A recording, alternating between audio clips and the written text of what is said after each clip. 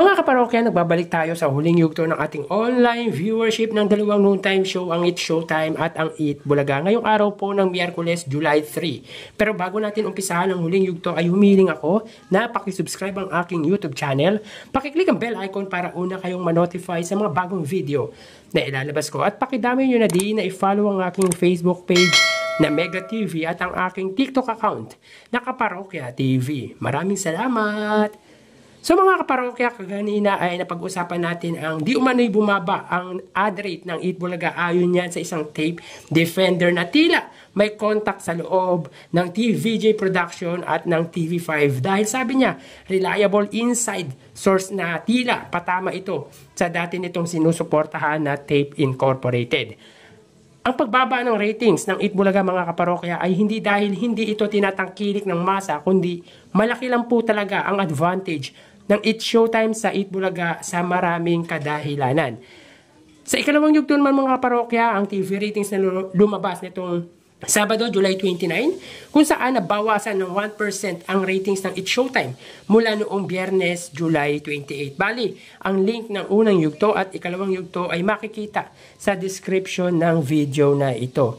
So quick recap lang po tayo sa lumabas natin online viewership nitong araw po ng Miyerkules, July 3. Sa unang yugto po, ang Eat Bulaga ay nakakuha ng 96,000 live viewers at ang It's Showtime naman po ay 101,000 live viewers. Sa ikalawang yugto naman po, ang Eat Bulaga ay nakakuha ng 105,000 viewers at ang It's Showtime ay may 143,000 live viewers. So yan po ang lumabas sa online viewership sa unang yugto at ikalawang yugto. Again, ang link po ng unang yugto at ikalawang yugto ay makikita sa description ng video na ito. Maraming salamat. So tara ating alamin ang online viewership ng dalawang bigating noontime show. Para sa Eat Bulaga under TVJ Facebook page na may 2.5 million followers at sa It's Showtime naman may 18 million followers. So as of 2:08 PM ay kita po natin dito na ang It's Showtime po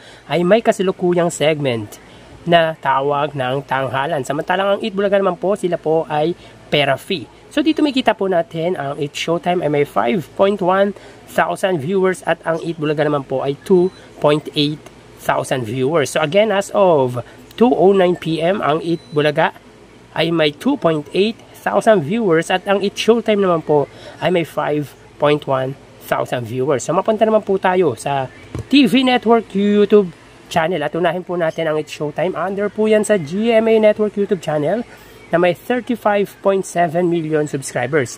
Samantalang sa Eat Bulaga naman po, under po yan sa TV5 Philippines na may 1.86 million subscribers. So as of 2:09, ang GMA Network sila ay may 25,000 viewers at ang TV5 ay may 25,000 viewers. Again, as of 2:09, ang It's Showtime under GMA ay may 25,000 viewers at ang Eat Bulaga naman po under TV5 ay may 25,000 viewers. So, tayo lang po sila pagdating sa viewership. Mapunta naman po tayo sa main YouTube channel ng dalawang noontime show para po sa It's Showtime under ABS-CBN It's Showtime na may 2.28 million subscribers. Samantalang sa Eat Bulaga naman po under Eat Bulaga TVJ YouTube channel na may 1.04 million subscribers. So as of 2:10 PM, ang It's Showtime ay may 62,000 viewers at ang Eat Bulaga naman po ay may 47,000 viewers. So again, as of 2:10 PM, ang It's Showtime sila ay may 62,000 viewers at ang Eat Bulaga naman po ay may 47,000 viewers. So yan po ang lumalabas sa kanilang online viewership as of 2:10 PM. So bali ang total na nakuha ng dalawang noontime show ay mga kaparokya, bago natin ibigay ang total live viewership ng dalawang noontime show para sa kanilang huling yugto, ay humiling ako na pakisubscribe ang aking YouTube channel, pakiclick ang bell icon para una kayong manotify sa mga bagong video na ilalabas ko.